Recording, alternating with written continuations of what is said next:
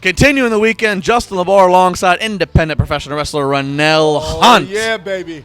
The Rev is going to preach as we're going to talk about Randy Orton. That's right. The Viper Randy Orton made his return this past week. He did the talk show segment. He did the whole tour. He did the highlight reel with Jericho. Then he went and did Miz TV on SmackDown. And I'm not mad about it. Normally, I'm all about can't make money on what you don't advertise, but the fact that SmackDown already had enough juice going into it because it was the first SmackDown of this new era, I like the fact that Randy Orton's first match back, was a surprise. It's that little thing that makes, SmackDown's a little bit bigger. Randy Orton's surprise. So, first off, Rev, before we even get to the match, I'll let you kind of take us up to the match. Okay. What did you think of Orton's return? I honestly think this is a perfect build. Number one, here's what you look at as a wrestler. You look at, if you're doing a storyline, how are you building to it? You can go to whatever pay-per-view you want, but if it's not a proper build, why are people going to buy into it? If I'm in a match, I know I have to build it properly so people can care about what story I'm telling. I feel that at points, the word times that WWE lacked in building stories, but with regards of Randy Orton coming back, setting up for Brock Lesnar, they are building it perfectly. They got a 100% in my book, Jay. Well, and what I loved about Orton, too, was he felt fresh. Yeah. When we watched him on Sunday even, he was laughing, he was loose. It felt like a guy who, Josh and I have talked about this for years. Randy's had so much success that happened so early on. By the time he hit 30, it was like, what's left for him to do?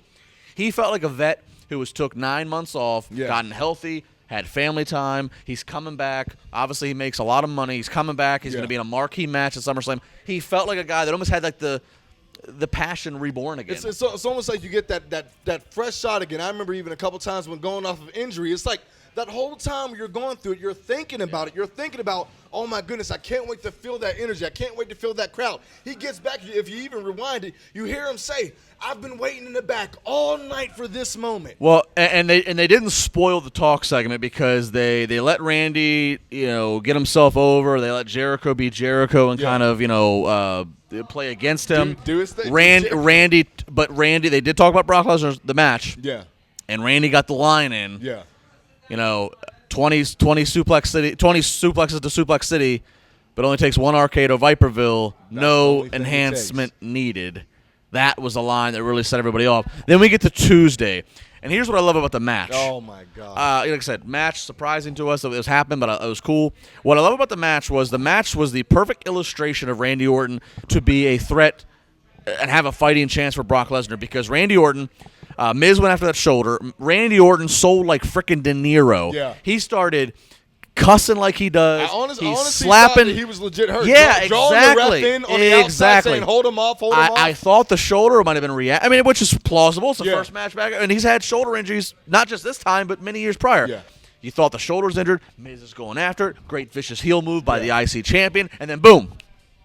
RKO. There you go. RKO out of nowhere. And it reminds you, that's the weapon that Randy Orton has to combat against Brock Lesnar. The thing is, it can happen at any given time. A lot of times, that's what they have to sell. You want to focus at. Brock Lesnar's Brock will hit a suplex city pretty quick. Yeah. But Brock's suplex. Randy's making the point of, I'm going to hit you once, you're going to be done. Yeah. And then the fact is, here's what I like about the match. Right off the jump, Miz goes after the shoulder, gets Randy out the ring. Randy's pulling the ref in. Hey. But the fact is, the point is being this. No matter if Randy is at his 100% or like we've seen on SmackDown, even if you feel like he is down, he can get you at any given second, which is so important to think about. Anytime that you got a wrestler that you don't know what the heck they are doing, you're in trouble. And that's what I think is going to happen building up to this pay-per-view and when we get to the pay-per-view. Last question. We are still weeks away from SummerSlam, but with the 2 world title matches we're going to have. Yes.